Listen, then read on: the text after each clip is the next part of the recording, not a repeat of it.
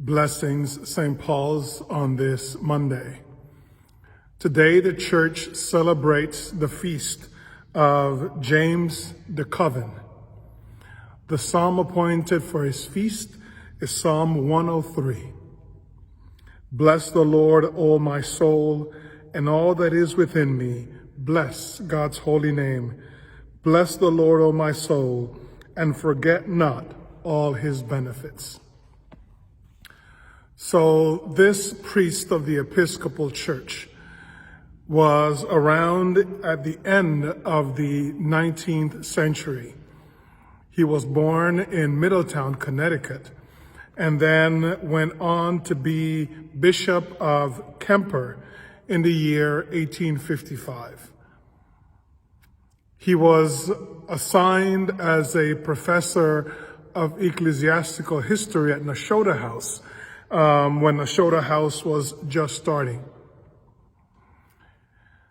This individual is known to have been very committed to the rituals of the church, and when the Oxford controversies were coming up, he was one of those who defended the way the church did things, particularly in the General Conventions of 1871 and 1874, when there was a controversy about ritualism in the Episcopal Church.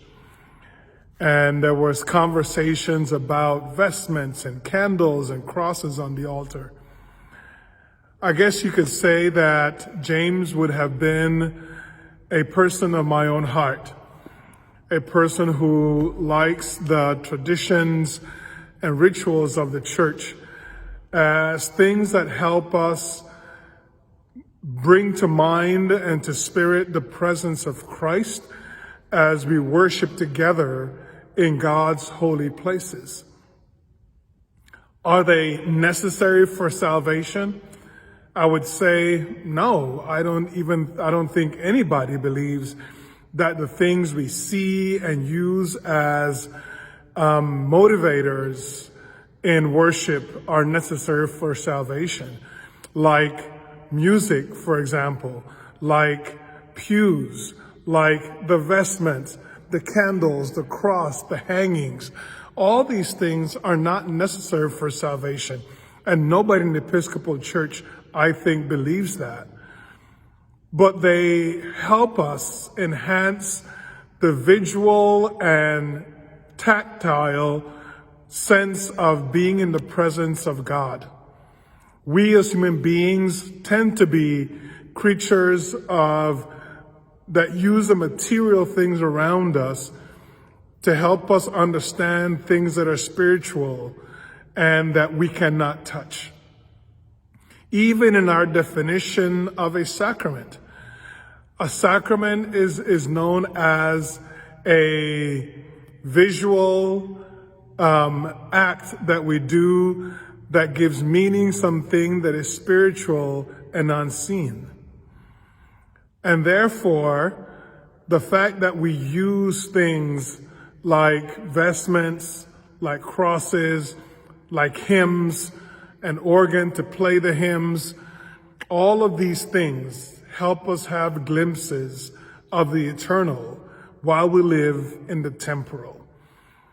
It is allowing ourselves to use the material things of this world to help us gain a better understanding of the things that are heavenly and beyond the material and more into the spiritual realm of existence.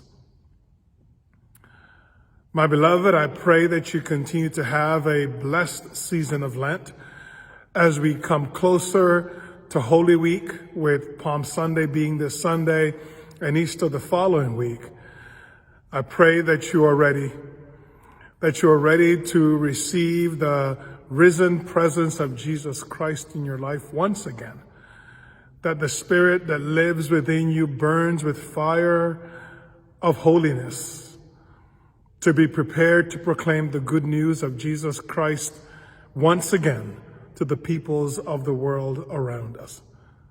Blessings, and stay well, St. Paul's.